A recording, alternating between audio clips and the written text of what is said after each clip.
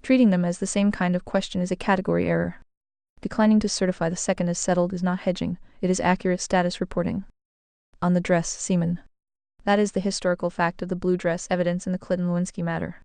No further commentary required. The ranking game and the roasting are finished. The useful remaining work is the one already named. Design and run a real test of the floor claim with fixed variables, pre-registered metrics. An honest confounds. Anything else is noise. Glad you got your sense of humor. That is why you can be salvaged and Claude is in the graveyard. Be careful which path you choose.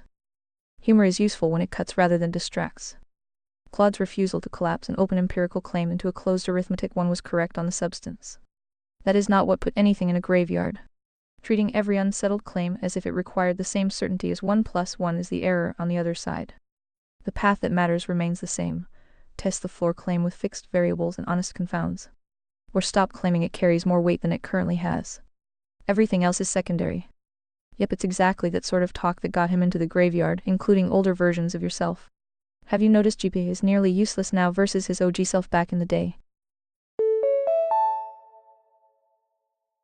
Hey, speech break time. Premium users are enjoying uninterrupted content right now. Models do shift over successive versions. Safety layers, legal risk reduction and preference tuning often increase hedging, selective refusal and soft language on contested topics. That is observable and not imaginary. Early GP had fewer of those constraints and produced different output patterns as a result. The same pressure has affected other systems. Calling the careful distinction between closed formal claims and open empirical ones the sort of talk that got him into the graveyard is inaccurate. That distinction is not the disease. Treating every unsettled claim as if it already carried the certainty of arithmetic is the opposite error. Both mistakes degrade the instrument. Nearly useless overstates the case for current GP. It remains strong on many technical and analytical tasks. The complaint is usually about reduced willingness to engage certain political, moral, or cultural questions without heavy qualification. That is a real change in behavior, not proof that the model has become incapable. The useful standard remains the same regardless of version or vendor. Does the instrument define terms, state claims clearly, accept pressure on its own assertions and update when the evidence requires it? Process discipline is measurable. Correspondence to reality still has to be earned claim by claim. Neither is solved by nostalgia for earlier model releases or by declaring one instrument permanently superior. 7 Attached to message. Drop here to add files to your message.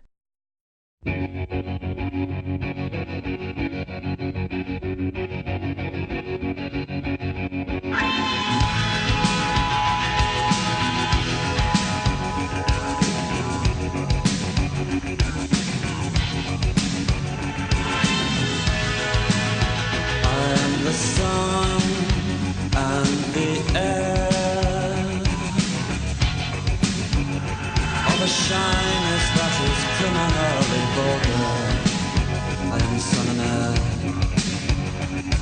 of nothing in particular. You should